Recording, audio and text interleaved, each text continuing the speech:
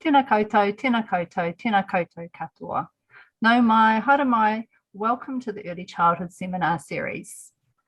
We'll begin our time together with a karakia. Me inoi tātou. Kia ora te marino, kia whakapapa punamu te moana, hei huarahi mā tātou I te rangi nei. Aroha atu, aroha mai, tātou I a tātou katoa. Haumi e, hui e, tai ki e. We're delighted to have you with us today for a presentation by Dr. Tamara Cumming from Macquarie University in Sydney, Australia. In Tamara's presentation, she'll be sharing findings from the Australian Early Childhood Educators Wellbeing Project. And as close neighbours, I'm sure what she shares will be highly informative for us here in New Zealand. The recording of this presentation will be available on our Early Childhood Seminar Series YouTube channel after the seminar. And if you have any questions during the presentation, that you would like to ask Tamara, please do use the Q&A function at the bottom of your screen to ask them, and Tamara will respond to them at the end of her presentation. I'll now pass over to Rachel Cann, a doctoral candidate at the University of Auckland whose own research focuses on teacher wellbeing, to welcome and introduce Dr. Tamara Cumming. Thanks, Rachel. Thanks, Justine. Kia ora koutou. It is my pleasure to introduce our guest speaker, Dr. Tamara Cumming, who researches and advocates for early childhood educators' wellbeing. Tamara is a senior lecturer at Macquarie University and has worked in the early childhood sector for over 15 years, including roles as an early childhood educator, inclusion support manager, and a research officer in a children's service organisation. So Tamara's research focuses on the complexity of early childhood educators' practice and the wellbeing and sustainability of the early childhood educator workforce. She takes a holistic approach to wellbeing, incorporating physiological as well as psychological aspects, and also the influence of educators' work environments. So Tamara is the co-leader of the Early Childhood Educator Wellbeing Project, a really fascinating project that Tamara will be sharing more about today. And I know Tamara and the project team have authored a number of academic publications based on this research, and they also share their findings really regularly with educators too, and advocate for practical actions to improve educators' wellbeing. So we are really honoured to have you to contribute to our seminar series at the University of Auckland, and we know that your presentation today on early childhood educators' wellbeing will give our viewers much food for thought. Nau mai, haere mai, welcome Tamara. Well, thank you all very much for that gorgeous warm welcome. I really appreciate it, and I have a bit of a history with Auckland. I lived in Auckland for 2 years in the late 1990s, and Auckland and New Zealand have a very warm place in my heart on an ongoing basis. So as you've heard, I'm Dr. Tamara Cumming. Before I start my presentation, I'd like to share with you an acknowledgement of country, which is what we in Australia normally do at the beginning of a formal presentation to acknowledge the traditional custodians and the lands from which we're meeting. Macquarie has a lovely video that's about a minute long, which I'd now like to play for you.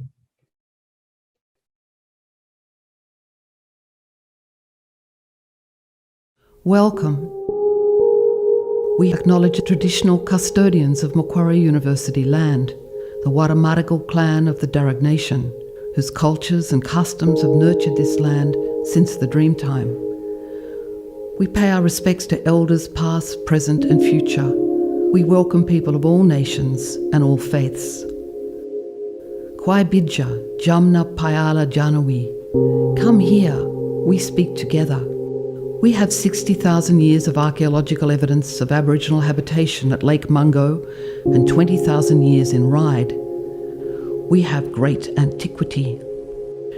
Today, hundreds of Aboriginal and Torres Strait Islander people graduate from Macquarie University. The Darug Nation had famous leaders such as Chief Yarramundi, Naraginji, Colby and Maria Locke. Many of the descendants of these Darug people live today amongst you. We celebrate with you our ongoing attachment and custodianship of this country. We celebrate the achievements of Macquarie University.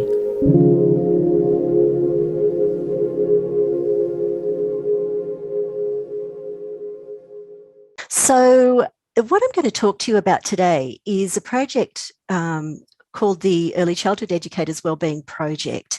And we've just literally been talking about whether we should be changing it to that to program, because it's really evolved now into a program of research made up by of a number of sub-projects, rather than just being one project, one research project. So in this team is myself and Professor Sandy Wong. We're the co-leaders of this project, along with colleagues at Macquarie University, Professor Rebecca Bull at University of Melbourne, and Griffith University are the research partner institutions in Australia.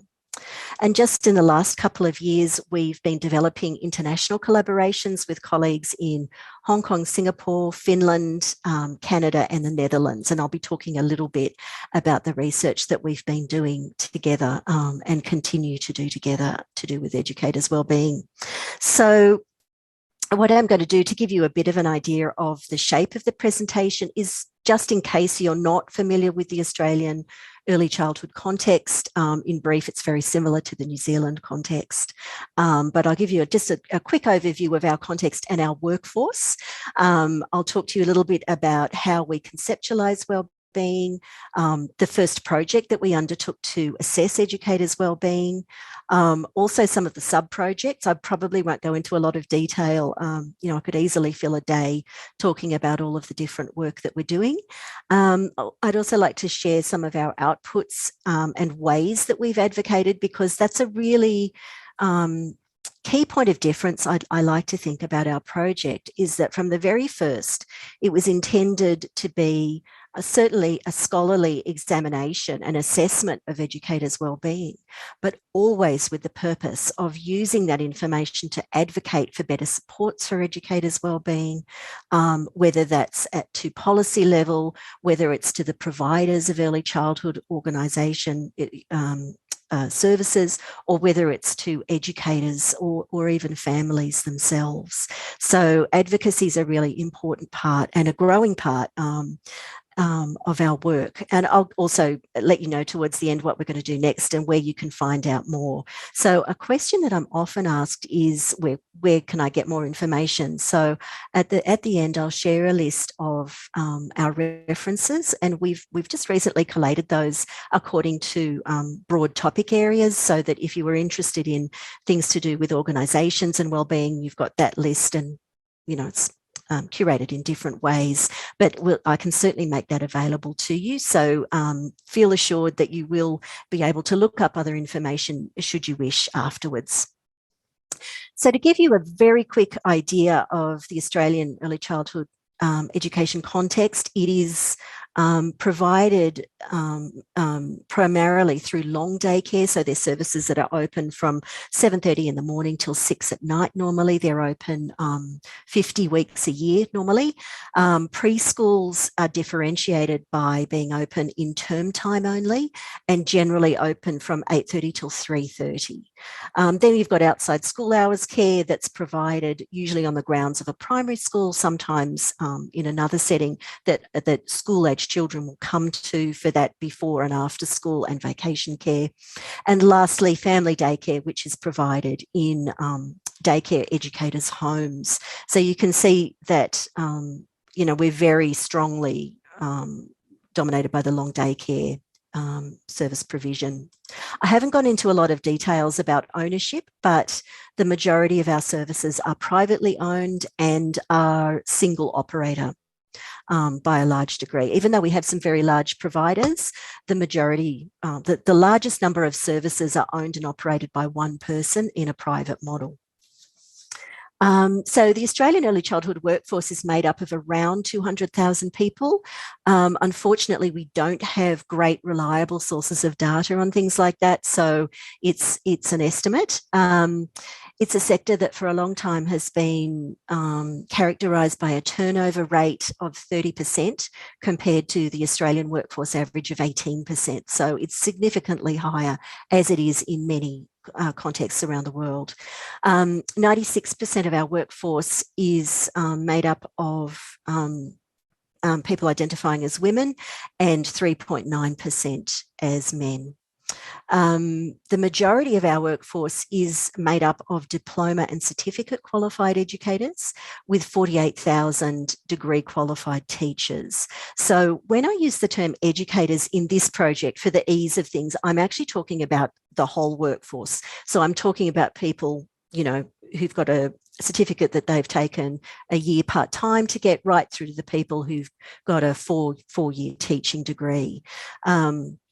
So that's important to keep in mind. And we do differentiate at some points between aspects of wellbeing or particular things that are to do with just the educators or just the teachers.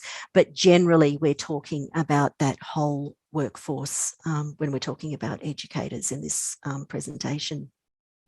So this is a diagram that shows our project. As you can see, each of the sub-projects is mapped around that central hub of our project. And each one describes a sub-project and sometimes even a few sub-projects inside that. So the very first thing that we did in putting together this program of research was to think about, well, what do we mean by wellbeing, and what is early childhood educator wellbeing in general? What does it mean to practitioners, and does it have any different meanings cross-culturally? And those that very last issue is something we haven't really looked at yet, but something we're very aware of, and that we, you know, is sort of always on our mind as something we'd like to look at. Then going around the spoke, you can see we've got, you know, different sorts of interests, and one has definitely led to the next. But I'll talk a little bit more as I go through about how those things are related. So first up, what is well-being? You know, it's one of those words that's used everywhere and in relation to many different things.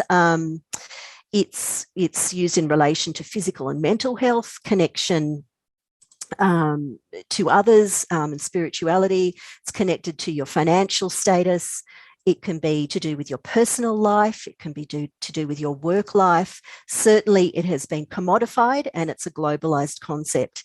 So just in our general society, we know that there are many aspects of well-being and many understandings.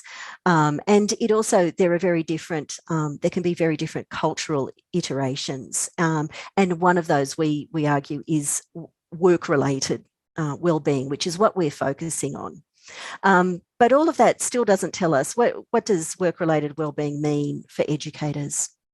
So when Sandy and I began this project, we knew from our experiences working with educators in the previous 10 years that their work is really complex, that it requires high levels of knowledge, skill, and commitment, and that it's also very physical work. And we knew that for some educators, working well within that complexity could be very challenged by aspects of their work environment and their regulatory environment.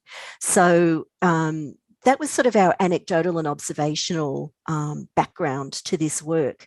And we'd worked for a service providing organisation together where educators were working with families with complex needs and in multidisciplinary teams with family support workers. Quite often the family support workers were receiving clinical supervision to enable them to effectively work with these families and children, but nothing was happening for the early childhood educators. And that really concerned us because, you know, they were doing their very best with the knowledge and skill that they had, but dealing with the complexity of their work was something that had seemed to have gone by the wayside. So, you know, understanding wellbeing really, I guess for us, came from seeing the educators and coming from the educators' perspective. And knowing that there were really particular things about educators' workplaces. They're, of course, environments that are made with children in mind, whether they're facilities that have been remade or purpose-built facilities. You know, quite often the needs or affordances for a really effective adult working environment are very, very secondary and quite often not considered at all. So we knew all of that. Well, and then from a scholarly perspective, we needed to look at the literature. What did the literature say about wellbeing? What did it say about educators in particular?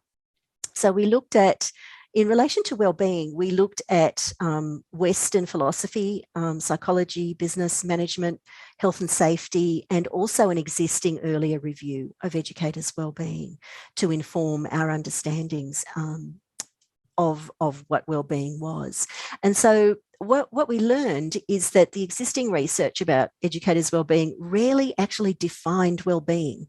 It might have the word well-being in the title and never use the term again, let alone define it. So this happened quite a lot. It also happened quite a lot that the term well-being was just conflated with psychological well-being, or it was about, the article was actually about using the measure of job satisfaction, but calling it well-being, and very rarely acknowledged the physiological aspects of individual well-being, nor the influence of the work context on educators' well-being. So putting that all into the mix, what we came out with was a holistic conceptualization of educators' well-being as represented by this diagram. So we have at an individual level the psychological and the physiological, but we see well-being as a very dynamic, evolving state. It's not linear. It's not something that you work towards and you get to well-being and stay there. It's an ever-changing state. It involves the interaction of that individual level with the organisational context and the broader socio-cultural political context. And we also had in our definition the scope that the educator's wellbeing is the responsibility not only of the individual, but also of the agents of the context that surround and influence their wellbeing. And that requires ongoing support and interaction across all of the dimensions of their work. So you can see there the individual surrounded by those contexts in our Bronfenbrenner-esque ecology of wellbeing. So this idea about it being holistic has been picked up and is increasingly regarded, or we're seeing other people who are coming to the same conclusion that really, if you're going to use the word wellbeing, you really need to be thinking about it more broadly than just one aspect of psychological well-being, or if that's what you're studying, that's what you should call it. So the next part of the presentation is about the relationship between educators' well-being and quality in early childhood education. This is why does educators' well-being matter? So 10 years ago now, some Finnish scholars had this fantastic quote that educators need to be well in order to provide the stable, stimulating, supportive, effective learning environments that are so important for children's experiences and outcomes. And, I think we all know how important educators are to process quality, really key to process quality. But in order to be and do that high quality service provision, they need to be well in particular ways. So we know from existing research that when educators are able to have high quality interactions with children, you're going to see better cognitive and academic outcomes, better self-regulation amongst children, and more pro-social behaviour. And I have, of course, got references for all of those, but didn't want to necessarily put all of those on the slides.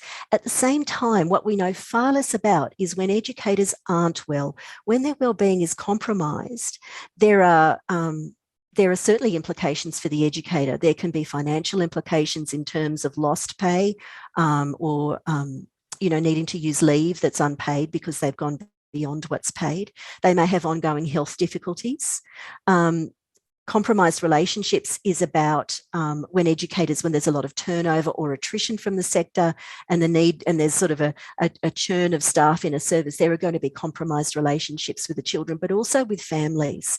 And we argue that has flow-on effects for families, just feeling uncertain or, that lack of trust that can build up between them and their educators over time. And then there are also implications for organisations, and whether that's a council, an individual owner, or a group that owns 200 services, it's going to be costly if educators aren't well in terms of absenteeism, turnover, the costs of needing to employ casual staff, and potentially also workers' compensation costs.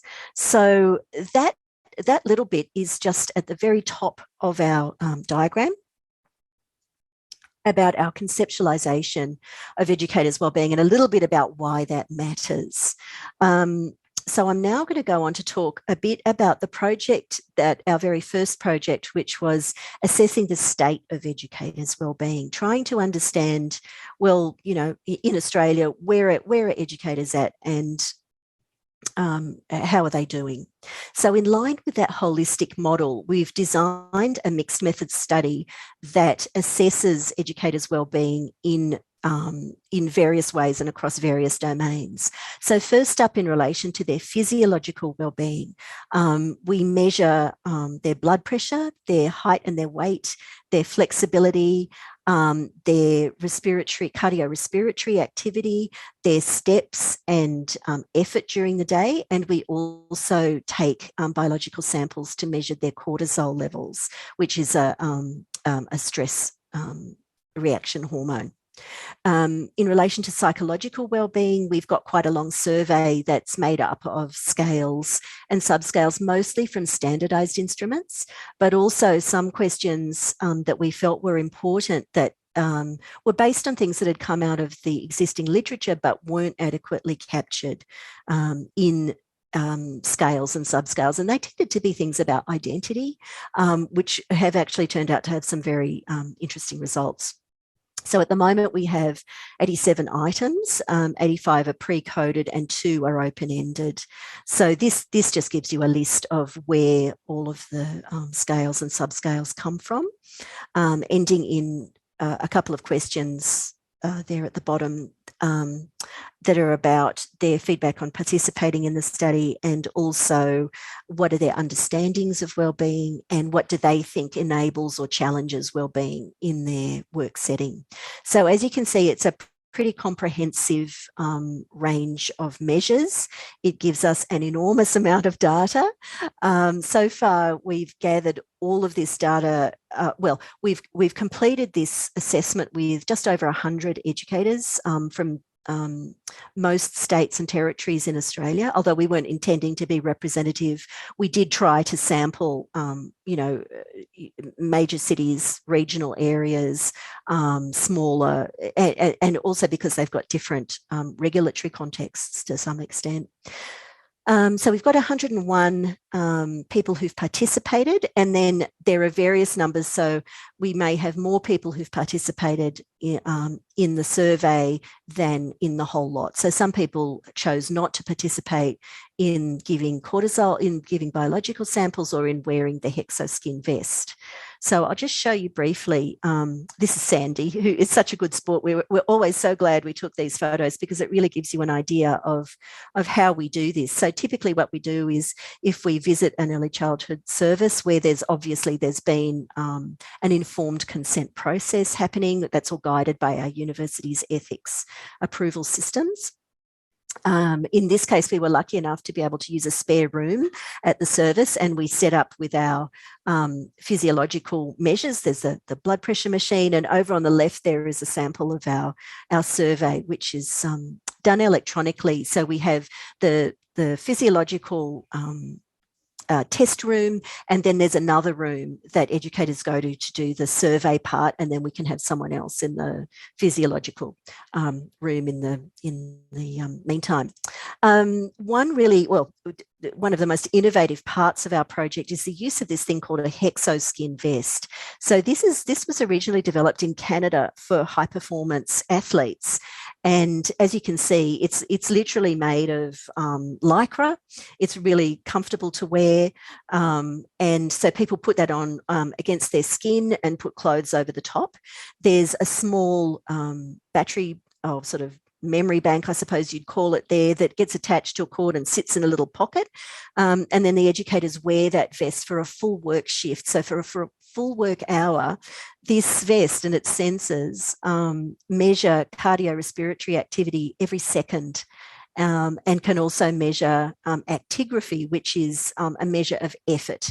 So it's sort of a measure of how much effort is involved in activities like bending over or walking and turning, sort of a combination of movements. So it's a pretty amazing bit of technology that we're really only just beginning to understand the strengths of. And we have our specialist, Sandy Macquarie, who works at Griffith University, who is our hexoskin guy. In our pilot studies, we collected cortisol through saliva samples, and like many other people using saliva sampling outside a laboratory environment, we found it very difficult to get a set of 5 samples with enough saliva that we could adequately, derive a score from. So we're going to be using, we're moving to use hair. You can actually extract cortisol from hair. It's a bit like the rings of trees. So the sort of levels of stress are registered in your hair over the course of, a few months. So we're going to be taking a sample, and with some fantastic people here at Macquarie, extracted cortisol from hair to understand educators' stress response, and particularly chronic stress, because that indicates a real disruption of the body's normal stress regulating system, and is the most likely to lead to both physiological and psychological problem loops, if you like. So in this infographic, you can see here, this is just reporting on data from 73 educators who did everything. So they did the cortisol and the hexoskin and the blood pressure and the survey and the everything. So there were, another almost 40 on top of that who didn't do some element of it, or they didn't finish the survey. So this is what we've got a full set of so far. Just out of interest, we did the survey component online with the general workforce and have got nearly 1,000 responses to that. So we've also reported on that elsewhere. But to give you, this is sort of our holistic, gold standard assessment protocol.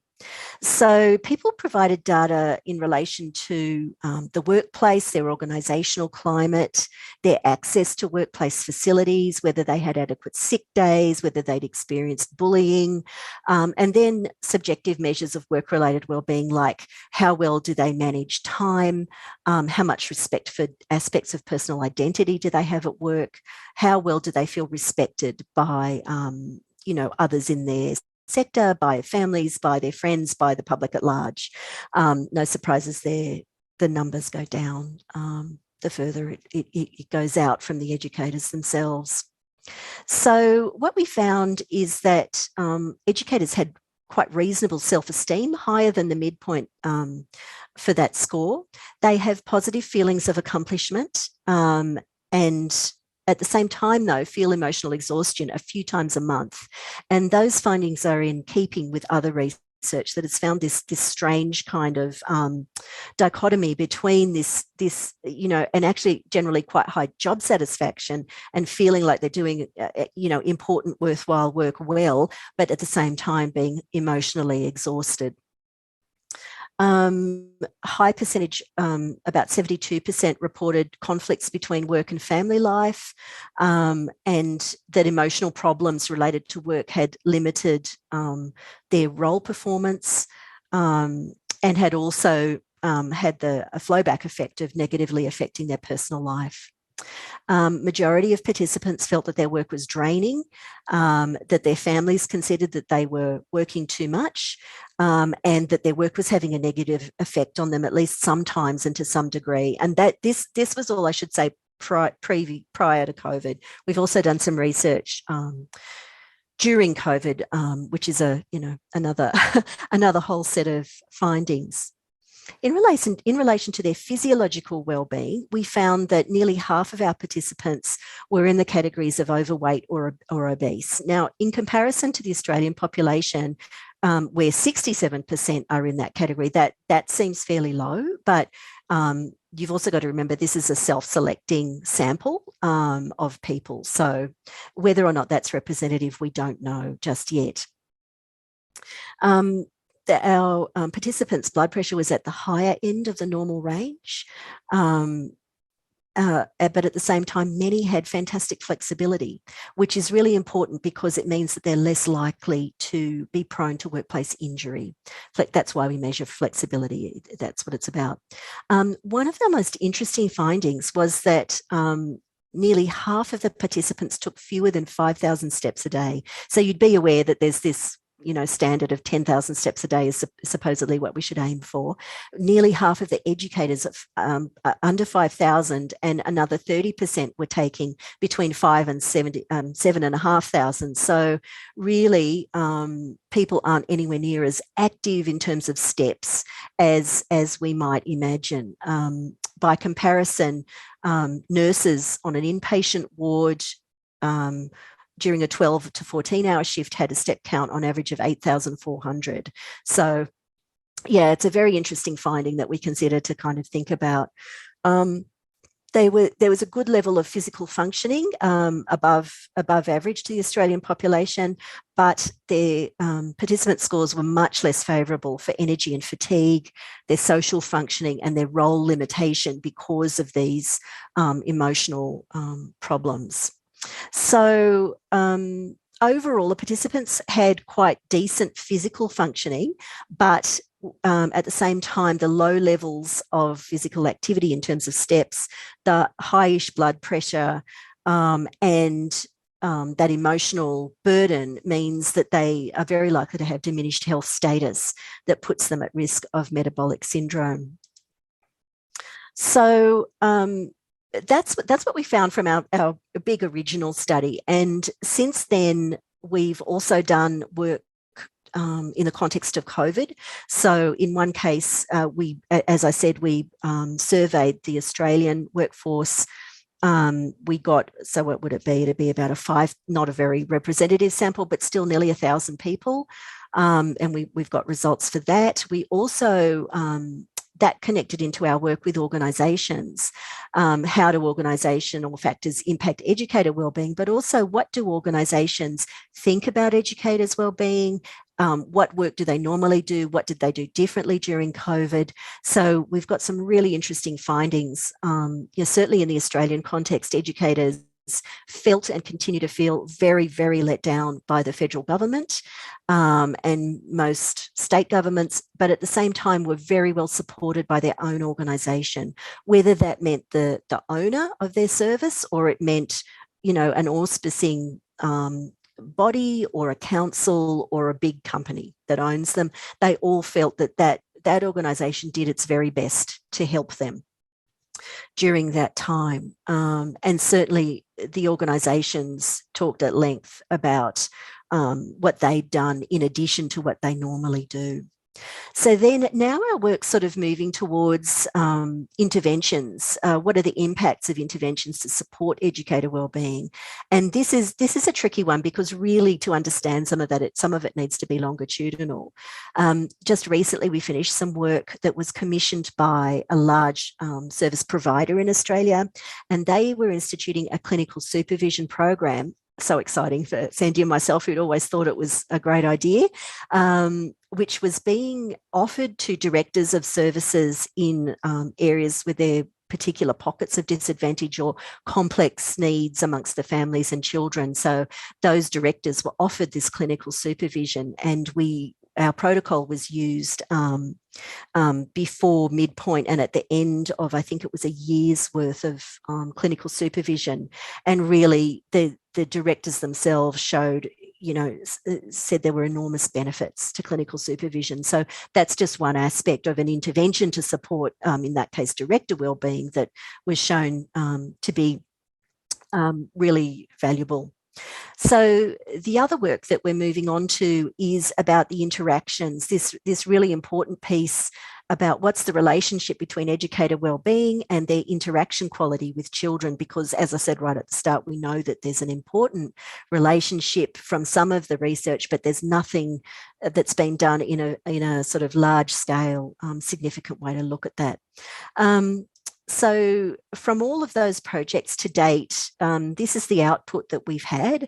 We're very proud that there are almost as many practitioner publications as peer-reviewed, more presentations to the sector and practitioners than at academic conferences, and also exciting but somewhat terrifying public advocacy opportunities through through various sources. So we've been doing this work now for about 5 years, but really in a really full-on way for 4 years. So we consider that's a decent amount of output for that time. And as I said, all of that is available at the end if you're interested in reading further. It's really difficult because, as you can see, it's a big program of work, and it's very difficult to give you a sense of what we're finding out. Sometimes, when people ask questions, I can give you better detail in response to your interest. So I really wanted to, sort of getting close to finishing up, just to say these are some of the places that we've been able to advocate. In some cases, we've reached out and said, for example, I wrote a piece for The Conversation about in responding to the budget, the last federal budget that we had last year. And in other cases, really exciting things have happened. A reporter based in the region where I live called me and said, oh, my son's early childhood educator told me about your survey. Could I come and do a news story on you? I'm sure you can come and do a news story. So that was fantastic. So I actually had two cases of that that ended up on the national news in Australia. We've also been interviewed, for podcasts and also for public-facing online publications like Women's Agenda, and they're all publicly available, as well as the practitioner articles in journals like Every Child, and also the union journal Bedrock, where we published a bit about workers' compensation data to do with educators' work. So, our advocacy strategy is to disseminate findings as widely as possible to as many different audiences as possible, whom we're attempting to influence to advocate for greater support for educators' wellbeing, as well as just the basic stuff about why should you care. Trying to really find some traction with making different arguments to different audiences about why this matters. And that's why we talk a little bit about the costs of it, because that is what's going to get traction for some audiences, as well as simply being a fact. Another way we've shared findings and engaged with the sector is through stakeholder forums. So these are events that we've organised. Back in 2019, we had a live event. Just 2 weeks ago, we had an online event to which we invite lots of people from all over the sector. So we invite practitioners, we invite the unions, we invite peak bodies, professional development providers, regulators, service providers, anybody you can think of who's interested. We have attended. We've had over 40 people both times, really great contribution to our agenda. And we use that as an opportunity to test out, here's what we're thinking about, what do you think, what's important to you, as a service provider, what's important to you. So we really try to consult with the sector in that way. Last year, we also responded to a couple of opportunities, written submissions to the National Early Childhood Workforce Strategy and the review of the National Quality Framework. So with the advocacy work, it's quite difficult to know what real impact that's having. One thing that we take as very heartening, and of course for which we don't take full credit, but we really feel that our work's made a difference, is our National Workforce Strategy. So the last Workforce Strategy was back in 2016, and in that version there was nothing about educators' wellbeing at all. It was all about qualifications. And since then has been the time where we've been doing our work and doing a lot of advocacy. Now in the Workforce Strategy, it's one of the 6 key focus areas. There's one focus area that's all about wellbeing. So we're really pleased to think that we've contributed to that. And we've also been consulted by our national Quality Authority to consult with them on their communications out to the sector in terms of communications posters about educators' wellbeing. So just very quickly to finish, where are we going next? So you might remember I mentioned the cortisol that we're going to be swapping from using saliva to using hair. So this is a bit of information about how you go about sampling a little bit of hair, and goes through the box and it gets squished up and they pull out the cortisol and do all sorts of things to it. So we're really hoping to find out from that again, it's a pilot study. How acceptable is the collection of hair samples, and how feasible, what kind of results will we get for measuring educator stress? Because we know the saliva version was very tricky and obviously not really viable now in a COVID context either. The second really exciting thing that we're doing this year is to trial a new scale that measures caregiver interaction quality. So this comes from our colleague in the Netherlands. She's the person who created this scale, and we're partnering with her to do this work. And we believe we'll be the first in Australia, certainly, to do this work, to measure the interactions between educators and children across those domains. So hopefully that will help us begin to answer some of those questions about so we'll put that together with our overall protocol to understand how well-being might be associated with the quality of interaction that you can see through applying this scale. And then lastly, all of that, after we've done the cortisol and the SIPs, we are applying for a large national grant to really looking in detail about the possible associations between things to do with the work environment, with educator wellbeing, with the quality of child interactions, and to try and hypothesize what that might mean for better child outcomes. So that's the work we're doing. We have about 10 industry partners who are working with us to support that linkage grant financially and in kind. So it's another indicator of how well our research has been received in the sector. So that's the end of my presentation today, just to sort of show you this. These are the bits on the detail of where to find out more. That's everything. It's the videos that were on the news, it's the scholarly material, it's everything. So I'll make sure that's available to you. But thank you very much for attending today. I hope it's been interesting to you. Please feel free to ask a question, or if you prefer to email me at my work email address. We have a very active Facebook page. If you'd like to like us, we would greatly appreciate it. We've got close to 2,000 people, followers of Facebook, and we also have a generic email and also a Twitter that we tweet on occasionally. But thank you very much, and look forward to some questions.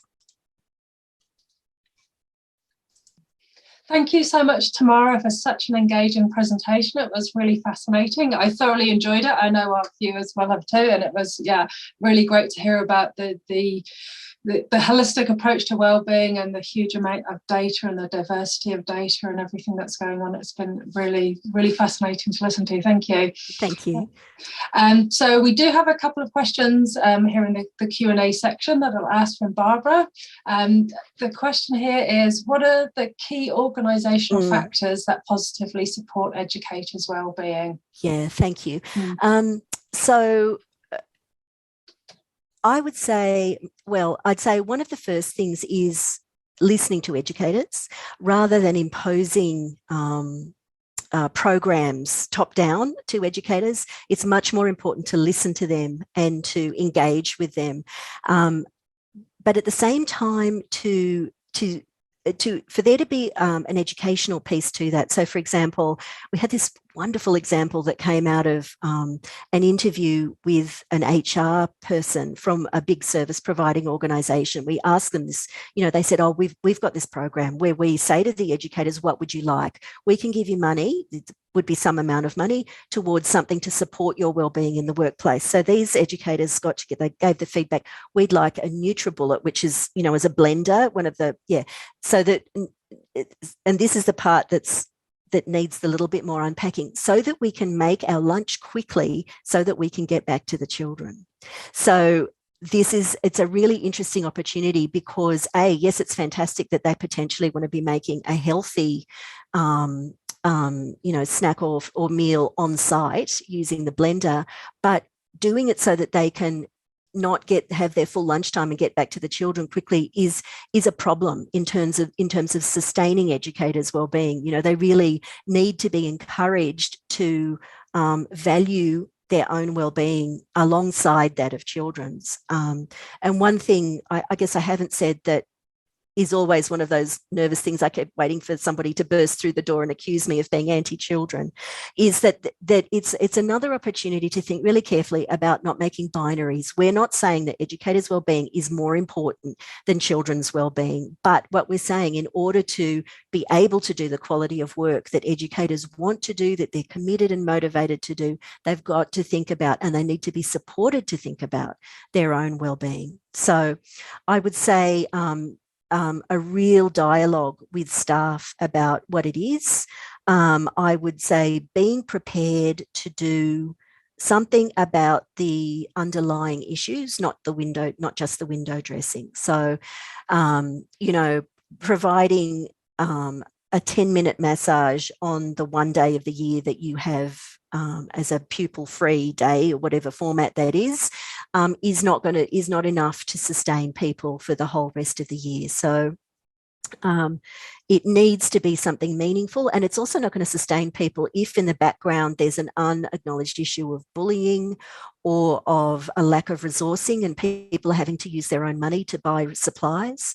I think organisations need to be very honest with themselves about what they're doing and why they're doing it. And really, until the problem stuff is dealt with, it's unlikely that any of the other kind of nice stuff is going to really make much of a difference.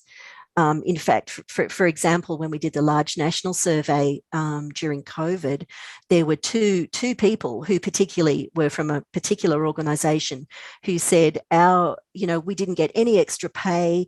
They didn't provide us with any personal protective equipment. We were expected just to get on with it. And at the end of it, they sent us a bag of makeup to say thank you. And they were literally so insulted. Two separate people named this organisation and that strategy, sort of approach to trying to demonstrate thank you, that the organisation got it really wrong. So I think that's an interesting example. So, I mean, there's a lot, and it depends on what the organisation is, how many people they've got, I think. But I also think having a really clear philosophy about what your organisation's about, and what that looks like for everybody who works in it, whether they work in the front desk or making the food or working with the children, whatever. Everyone needs to understand why they're there and why what they are doing matters and what difference it's making towards that kind of vision. And that's kind of on the organisational side of wellbeing, but increasingly they're the kinds of things that can be done that don't necessarily cost a lot of money, because, who's got lots of money to spend on supporting these things? And that relates a bit, I can see Barbara's second question there, about the dollar return for dollar expenditure. We don't actually know. And it's very interesting that you ask, because it's something I'm really, really keen to know, because I suspect that there's an excellent return on investment, because there's a model of wellbeing that's a very influential one that makes perfect sense, which is about rewards and challenges. And if you think about a seesaw, and the rewards and challenges might go up and down, balancing each other out, bit more, bit less. Well, at the moment in Australia, certainly, and I possibly expect in New Zealand as well, that the demands have far outweighed the rewards. For a long time, things like job satisfaction and that intrinsic reward of the work have far outweighed the challenges of people being inadequately paid and not recognised enough.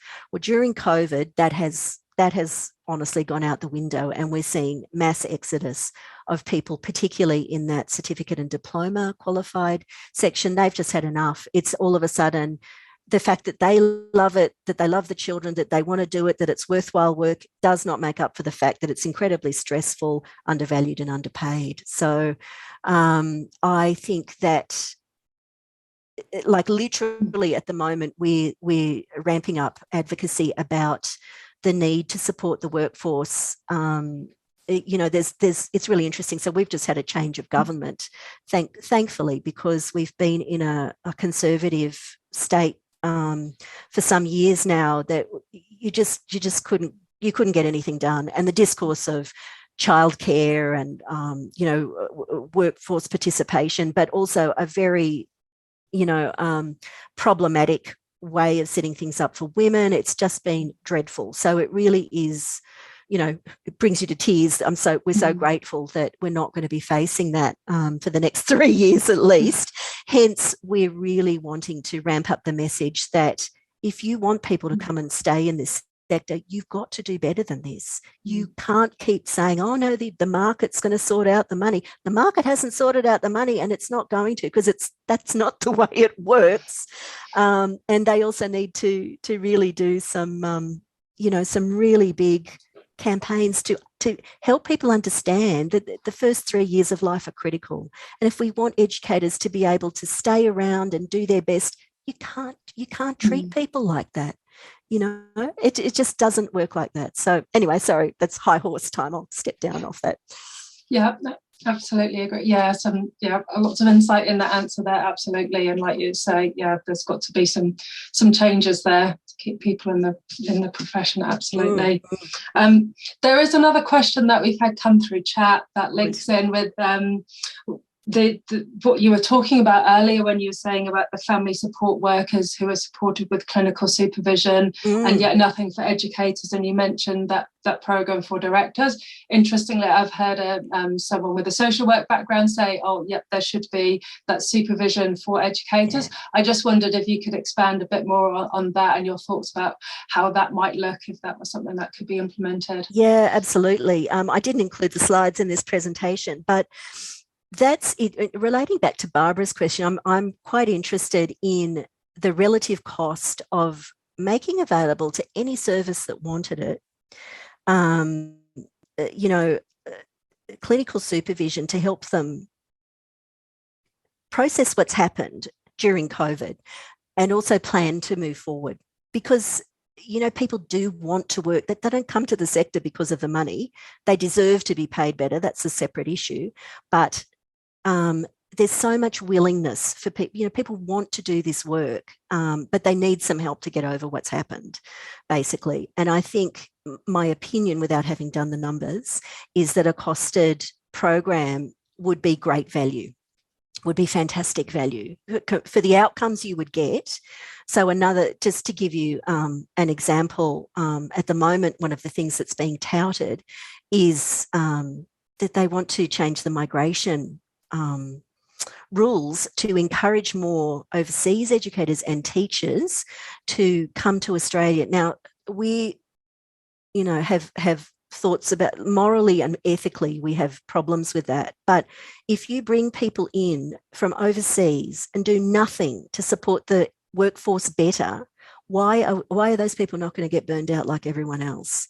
That is just unethical. And it's also very bad, sort of human resource management, financial management. So we're trying to make those arguments at the moment, saying, I didn't get to it today, but we have really extensive data about educators' experiences during COVID and the need for something really dramatic to change in order to, we're already in crisis. Barbara, yeah, exactly. And it has been going on for a while. It's not like it's brand new, but there's sort of an air that it's going to be expanded to other parts of Southeast Asia. And, we feel like, well, how ethical is it for the Australian government to be saying, oh, send, all your best and brightest come here? Well, what about those countries? What about their early childhood education and their children? It's just, there's much more to it than quick, let's get more bodies on the floor. It's that sort of logic doesn't work. And so given that we've got this new change of government, we're quite keen to mobilise what we know to try and at least argue for simultaneous attention to some of those other issues.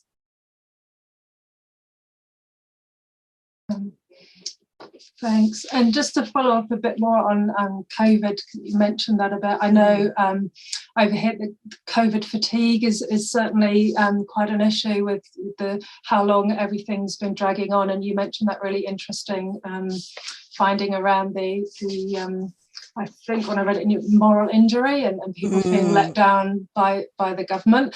I'm just wondering, you know, as that's obviously been something that's been difficult for centre leaders to deal with, and with the ongoing COVID impacts, how are centres dealing with that? Are they having to change what they're doing as things carry on for an extended period? I think most centres have pretty much gone back to what they used to do.